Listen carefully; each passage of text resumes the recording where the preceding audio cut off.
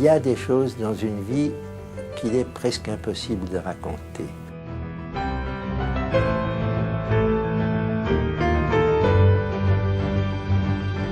C'était une époque dure, il fallait faire attention, mais c'était exaltant à la fois.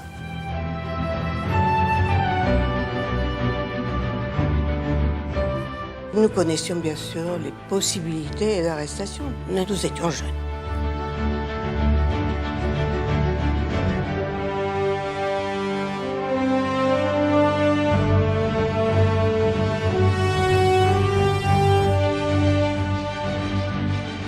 Il y avait ce drapeau nazi, cette croix gammée qui flottait sur tous les monuments de l'Europe et même au fronton des mairies. Et dans notre petit coin du sud-ouest, c'était pareil. On ne s'est pas battu que pour nous, on l'a fait pour les générations futures.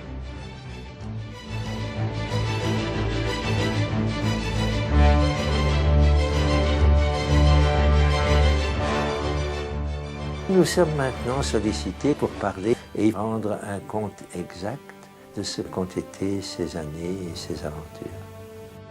Il fallait faire quelque chose pour retrouver cette liberté qu'on perdait. Donc ça s'est très vite étendu, ce mouvement de résistance. Mais pour avoir des armes, passer par où? Par qui?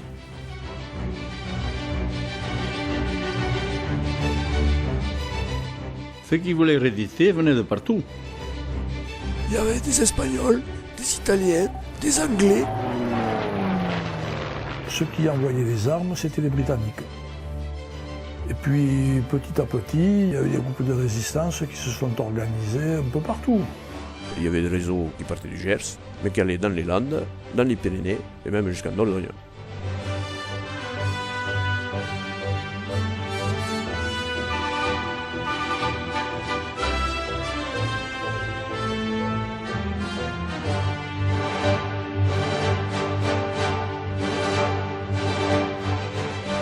Le message du premier parachutage, c'était « La pluie ne coûte pas cher à l'Angleterre ».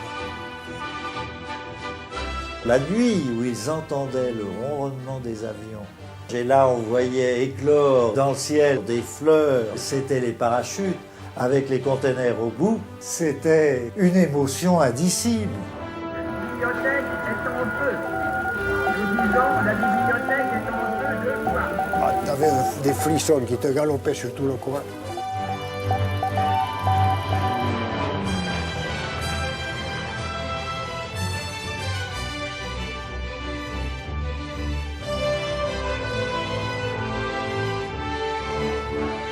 La première opération qui a été décidée, c'est l'attaque du dépôt de carburant de la base aérienne de Mont-de-Marsan. Après, il y a eu une grande bataille à hauteur de l'île Jourdain.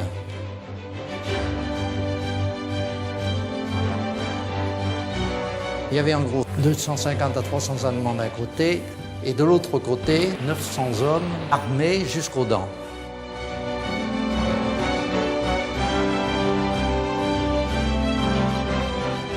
Il ne fallait pas se laisser prendre, ça, on le savait.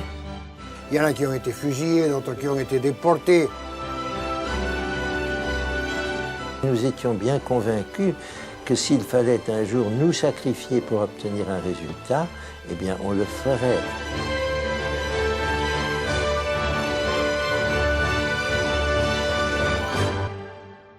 Je le referais absolument.